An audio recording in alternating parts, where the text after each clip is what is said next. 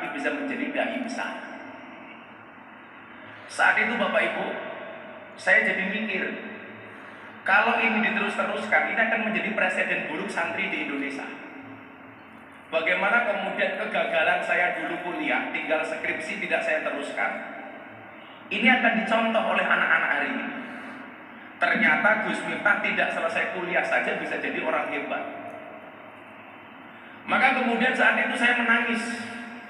Ini tentunya bukan uswah yang bagus, ini bukan contoh yang baik. Kenapa yang dicontoh kegagalan saya di dalam kuliah waktu itu? Di saat yang sama, begitu banyak tawaran dari beberapa kampus di Indonesia bahkan luar negeri untuk memberikan saya gelar kehormatan Dr. Honoris Causa. Saya akhirnya matur kepada guru saya, Maulana Habib Lutfi bin Yahya Pekalongan, karena kita diperintahkan fas'alu ala dzikri in kuntum la ta'lamun. Saya matur sama beliau, Abah, boleh nggak saya menerima Dr. Honoris Causa? Yang nawari kamu siapa nak? Ada beberapa kampus di Indonesia dan bahkan luar negeri, terutama terkait dengan metodologi saya pengajian di lokalisasi dan klub malam.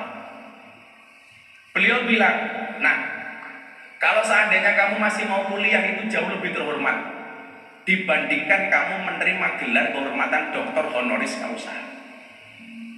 Lagian Bapak Ibu, saya malu kalau Dr. Honoris Causa, doktor honornya kaos. Maka saat itu saya matur sama teman-teman di Unisula yang kebetulan beberapa kali komunikasi.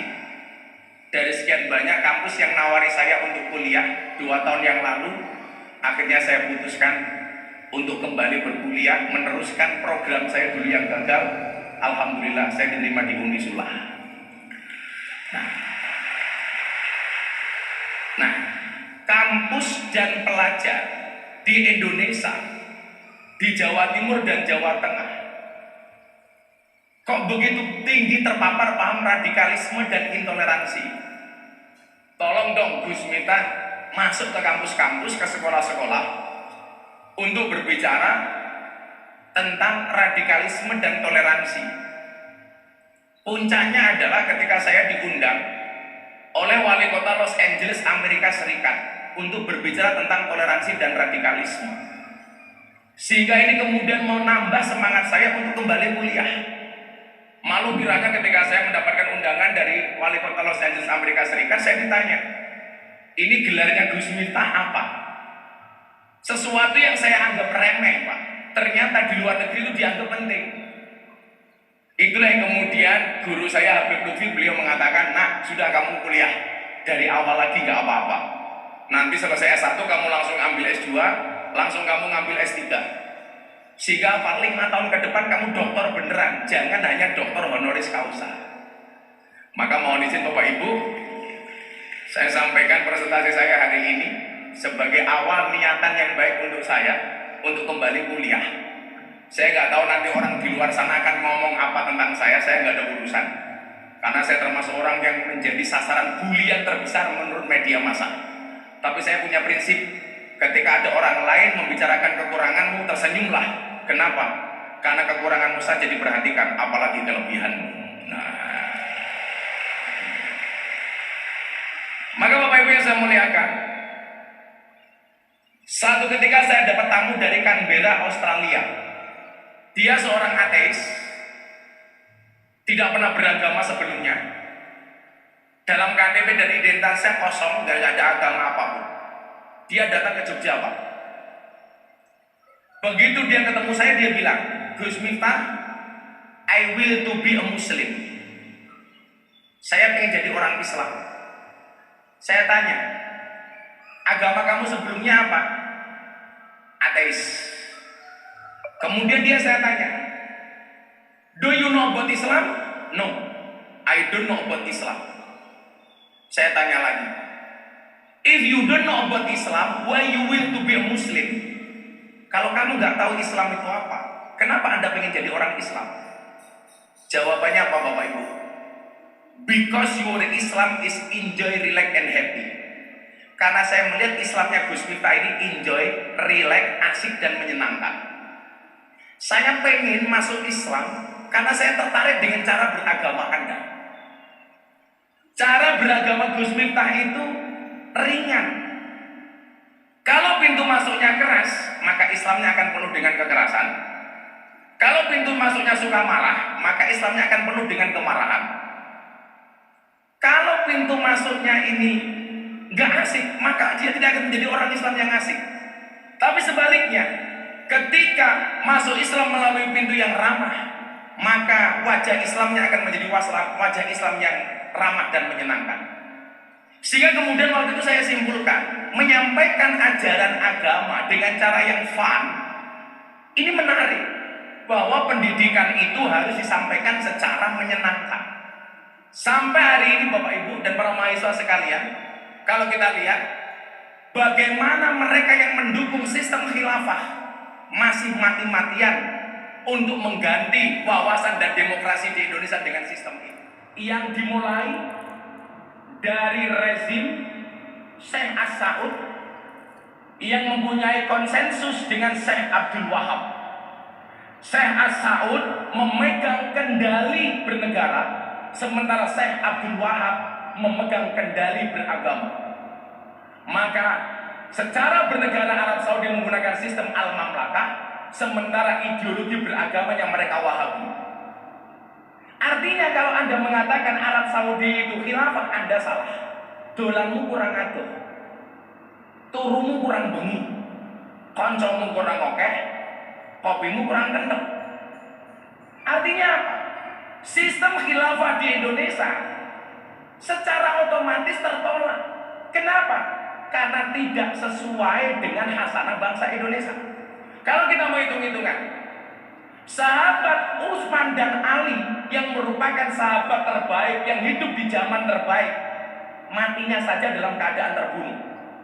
Pertanyaan saya hari ini adalah, siapa orang Indonesia yang sekali berutsman dan Ali sehingga pantas untuk menjadi seorang khalifah? Sementara umat hari ini ketika dibandingkan dengan umat saat itu tentunya sangatlah jauh berbeda. Maka otomatis ini akan menjadi perdebatan yang panjang.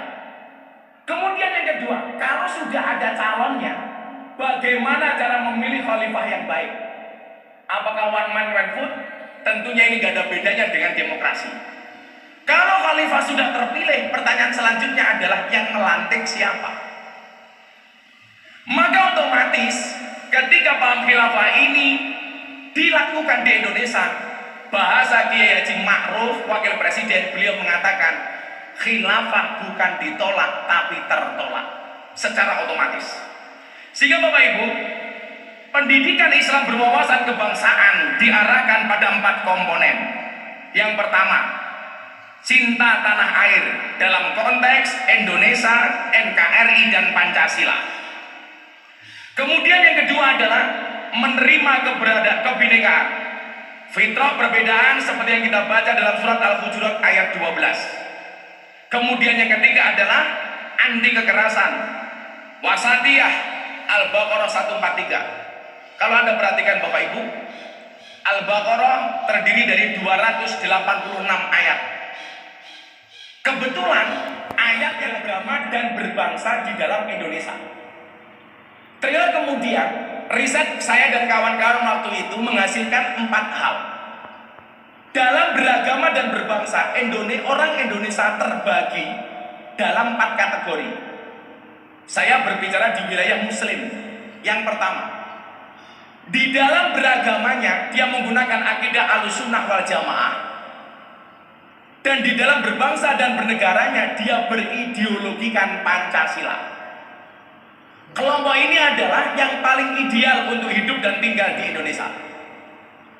Kemudian yang kedua adalah di dalam beragama akidahnya Ahlussunnah wal Jamaah, tetapi di dalam berbangsa dan bernegaranya dia berpaham khilafah. Ini yang sangat menipu. Kenapa? Karena ibadahnya sama, amaliyahnya sama, tetapi berbeda dalam masalah ideologi bernegara. Kemudian yang ketiga adalah akidahnya Wahabi, amaliyahnya Wahabi, tetapi di dalam berbangsa dan bernegara masih berideologikan Pancasila. Ini masih ada Bapak Ibu hadirin, walaupun cuma sedikit. Dan yang paling gampang ditandai adalah yang keempat. Amaliyahnya Wahabi, akidahnya Wahabi, dan berbangsa dan bernegaranya adalah khilafah. Ahlu sunnah Pancasila, ahlu sunnah HTI, Wahabi Pancasila, dan Wahabi HTI atau khilafah. Maka pemahaman wasatiyah itu harus kita sampaikan. Kemudian yang selanjutnya adalah menerima local wisdom, al-adah al-muhakkamah. Maka kemudian yang terjadi apa? Yang terjadi adalah kemarahan dari warga Kalimantan. Kenapa? Karena mereka merasa dihina. Karena mereka merasa tidak dihargai kearifan lokalnya. Padahal kalau kita baca Al-Hujurat ayat 13, lita'arafu, pemahamannya adalah saya tidak hanya kenal by name nama Pak Rektor, atau Pak Rektor mengenal nama saya sebagai Miftah, tetapi lita'arafu itu adalah sekaligus memahami budayanya, bahasanya, adat istiadatnya, dan karakteristiknya. Sehingga tidak akan memunculkan kalimat penghinaan sebagaimana dia mengatakan, kenapa ibu kota Kalimantan dipindah ke tempat buangan setan, demit, jin, dan iblis. Maka saya punya kebiasaan, mohon izin Pak Rektor, kalau saya itu pengajian di semua daerah. Saya pengajian di Madura, belangkon saya ini saya lepas, saya gunakan ikat Madura. Kalau saya pengajian di Batam, di Riau, saya akan menggunakan peci ala Riau. Atau kalau saya pengajian di Lampung, saya akan menggunakan peci ala Lampung. Tapi terakhir saya pengajian ke Irian Jaya, Pak, dan saat itu saya dikasih koteka. Saya bilang sama panitia, mohon maaf saya menghargai budaya koteka, tapi tolong jangan diminta saya untuk memakainya. Nah, menerima local wisdom. Kemudian yang kedua, metode al-mizah al-miftahiyah merupakan cara belajar yang mengasihkan dan menyenangkan, yang berpusat pada kondisi psikologi anak dan suasana lingkungan dalam melakukan kegiatan belajar mengajar. Metode al-mizah al-miftahiyah adalah salah satu cara yang membuat suasana belajar mengajar menjadi nyaman dan menyenangkan, sehingga terciptalah rasa cinta dan keinginan anak didik untuk belajar. Bapak Ibu, saya membaca sekian riwayat bagaimana kemudian Kanjeng Nabi itu asik untuk diajak bercanda. Maka salah satu sahabat Nabi yang paling sering mencandai Nabi adalah bernama Nuaiman, seorang pemabuk kelas kakap, tapi sangat dicintai oleh Nabi. Nuaiman ini orang yang kemudian mengajarkan kepada kita bahwa berinteraksi dalam beragama itu harus asik. Disitulah kemudian, nah, metodologi yang saya pakai untuk menaklukkan anak-anak di klub malam delokalisasi itu adalah bagaimana cara Nabi Muhammad menghadapi sahabat Nuaiman. Saat itu, para sahabat yang lain melaknat Nuaiman dengan mengatakan, celaka kau Nuaiman. Tetapi Nabi Muhammad membela dengan mengatakan, la tal'anuhu fa innahu yuhibbullah wa rasulah. Jangan sekali-kali kamu melaknat Nuaiman, karena di dalam hati Nuaiman dia mencintai Allah dan Rasulnya. Ini kemudian saya adopsi, saya jadikan dalil, saya ngurusi anak-anak pemabuk, Bapak Ibu. Saya ajak waktu itu anak-anak pemabuk di Malioboro untuk saya ajak sholat berjamaah setiap subuh saya datang. Disitulah kemudian muncul kontroversi. Saya dihajar dengan hadis yang mengatakan sholatnya orang mabuk tidak diterima oleh Allah 40 hari. Sehingga kemudian apa? Hadis ini menjadi pertanyaan bagi anak-anak di sana. Gus, bener nggak ada hadis yang bunyinya sholatnya orang mabuk tidak diterima oleh Allah 40 hari? Jawaban saya apa waktu itu? Saya jawab benar. Pertanyaan berikutnya dari para pemabuk itu adalah, kalau sholatnya orang mabuk tidak diterima 40 hari, bagaimana dengan sholat kami? Kenapa Gus Miftah selalu ngajak kami untuk sholat?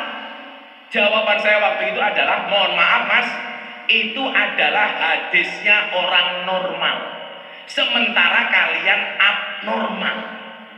Artinya kalau nunggu gak mabuk, sholatnya kapan? Maka tetaplah sholat walaupun kamu mabuk. Jangan berhenti sholat kalau kamu tidak bisa berhenti mabuk. Maka saat itu kemudian muncul satu quote yang hari ini paling viral di bokong truk. Apa itu quote-nya? Cukup Rokib dan Atid yang menilai amalku, cangkemmu ra usah melu. Belangkon saya laku 900 juta. 900 juta. Kemudian yang kedua, saya dapat penghargaan sebagai dai yang paling konsisten pengajian di lokalisasi dan klub malam. Ini ketika belangkon saya laku 900 di Balai Sarbini bersama Abah Lutfi waktu itu.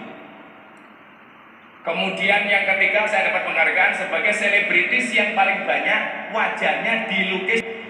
Ada 350 truk. Nah, Bapak Ibu yang saya muliakan, maka kemudian apa? Al-Mizah Al-Miftahiyah ini menjadi menarik manakala dengan metodologi yang fun learning ini kita bisa masuk ke semua tempat, Bapak Ibu. Contoh umpamanya ketika saya menaklukkan seorang preman besar di Jogja yang saat itu pengen membunuh saya, namanya Gunardi Joko Lupito. Itu ternyata apa? Dia kemudian menjadi bertaubat gara-gara melihat fun learning ini. Atau ketika bulan Ramadan beberapa tahun yang lalu saya ketemu dengan preman terbesar di Jakarta, namanya Hercules, panggilannya Maung Hercules. Dia mempunyai 1 juta anggota preman yang ada di Jabodetabek. Ternyata apa? Takluknya seorang Hercules berangkat dari metodologi pembelajaran yang asik dan menyenangkan. Sehingga kemudian saya minta untuk sowan ke Habib Lutfi, guru kita semuanya. Dan saat itu Hercules diangkat sebagai adik angkatnya Habib Lutfi. Apa? Untuk ikut pengajian. Itu berangkat dari gaya metodologi pembelajaran yang asik dan menyenangkan. Kenapa harus demikian? Dalam sebuah hadis sendiri telah disinggung adanya pembelajaran yang menyenangkan, yakni dalam berprinsip memberikan kemudahan dalam proses pendidikan. Sebagaimana satu hadis yang bunyinya, yasiru wala tu'asiru wabasiru wala tunafiru. Mudahkanlah dan jangan mempersulit, gembirakanlah dan jangan membuat orang lari. Bapak Ibu, dulu awal mula saya masuk lokalisasi itu saya ingat betul. Ketika saya sholat di sebuah musola, yang musolanya saat itu mau saya beli 10 tahun yang lalu, itu sama orang yang punya tanah nggak dikasih. 2 minggu yang lalu saya kembali masuk ke lokalisasi. Kebiasaan saya di lokalisasi itu adalah membagi mukena, sajadah dan Al-Quran. Ada 150 PSK yang angkat tangan minta mukena dan sajadah. Akhirnya saya bagi. Nah, bukti bahwa membuat sesuatu yang mudah itu menyenangkan apa? Musola yang 10 tahun yang lalu saya beli tidak boleh. 2 minggu yang lalu saat saya kembali pengajian di lokalisasi, kemudian saya bagi mukena, yang punya musola ini datang ke depan meja saya, kemudian dia mengatakan apa? Gus Miftah, musolanya saya wakafkan untuk lokalisasi. Musola itu yang menjadi saksi sejarah saat saya dulu ngimami WTS pertama kali. Tahun 2000, usia saya 19 tahun. Saya semester 3 waktu itu, semester 2 waktu itu di IAIN. Saya masuk ke sana. Ternyata apa? Kalimat-kalimat sederhana dengan hadis yang sama, dalil yang sama, ayat yang sama, ketika disampaikan dengan asik, dengan yasir, dengan mudah, itu akan lebih bisa diterima Pak oleh anak-anak seperti mereka. Contoh, satu saat mereka saya ajak untuk sedekah di panti asuhan. Mereka bilang begini sama saya, Gus, ini kan uang haram. Lah, tuh kamu tahu kalau uang haram? Iya. Kalau uang ini saya jadikan sedekah untuk panti asuhan, kira-kira saya dapat pahala apa enggak, Gus? Maka waktu itu jawaban saya apa, Pak Rektor? Mohon maaf. Saya mohon maaf, Pak. Demi Allah, demi Rasulullah Bapak Ibu, kalau saya ngomong di panggung itu ngomong PSK, ngomong WTS, ngomong pelacur, menurut saya enteng. Tapi kalau di hadapan para PSK, nggak pernah sekalipun saya menyebut nama PSK di hadapan mereka. Paling bahasa saya adalah mbak-mbak yang saya hormati. Kan nggak mungkin saya pengajian para PSK rahimakumullah, kan nggak mungkin. Maka disitulah pentingnya yasiru walatu asiru, basiru walatu nafil. Kemudian yang selanjutnya adalah secara umum metode Al-Mizah memuat 4 hal, yaitu humor, menyanyi, game, dan bercerita. Maka metodologi ini saya pakai ketika saya pengajian di hadapan puluhan ribu orang.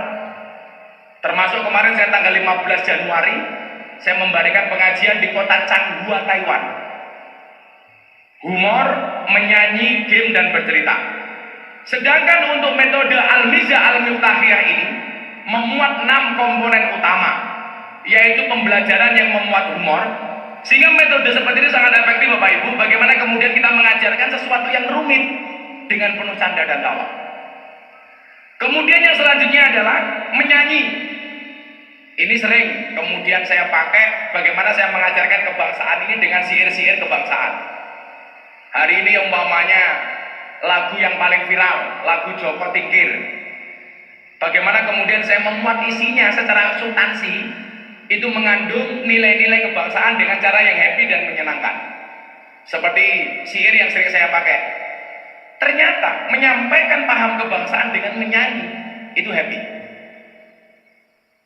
Ya karena saya orang yang diledek, ya kalau kemudian syair kebangsaan terlalu boring, ya saya ganti syairnya untuk anak-anak muda umpamanya.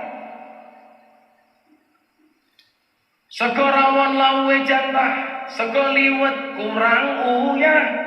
Ampun tanglet kapan jomblo nikah, pacar mawon jomblo boten. Nah,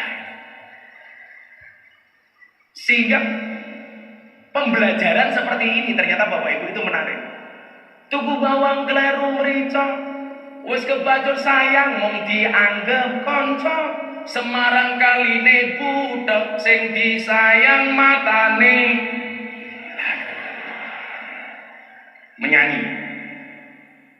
Kemudian yang selanjutnya adalah ditambah dengan pembelajaran mempertimbangkan aspek muktadul hal dan dialogis.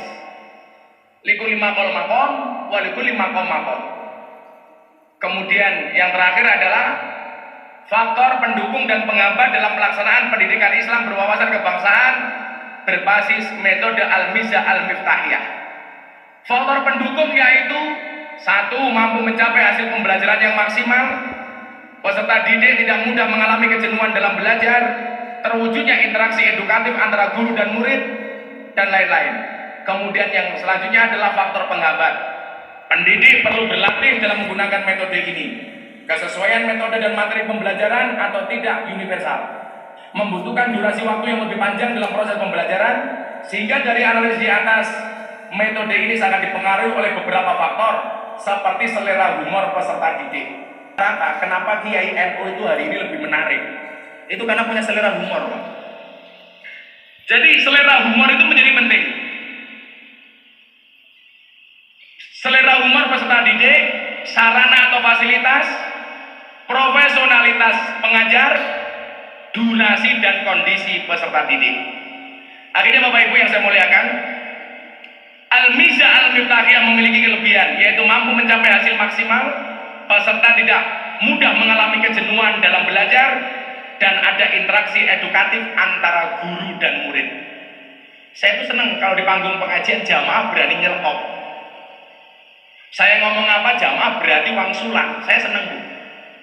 Karena saya mencoba mengikis jarak antara pembicara dengan audiens. Sehingga apa?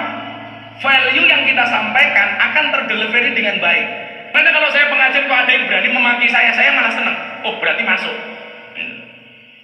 Kemudian sedangkan kelemahannya adalah diantaranya tidak semua pendidik mampu menerapkan metode ini. Kemudian dalam prakteknya universal. Dan terakhir membutuhkan durasi waktu yang lebih panjang dalam proses pembelajaran. Sehingga Bapak Ibu yang saya muliakan, dari analisis di atas metode ini sangat dipengaruhi oleh beberapa faktor selalu umur peserta didik, fasilitas, profesionalitas pengajar, durasi, dan background peserta didik. Para penguji dan hadirin yang dimuliakan oleh Allah, itu sekelumit gambaran dari skripsi saya, Pendidikan Islam Berwawasan Kebangsaan berbasis metode Al-Mizah Al-Miftahiyah, dengan harapan tentunya tulisan ini mampu menjadi hasanah dan mewarnai hasanah keilmuan minimal di Unisula.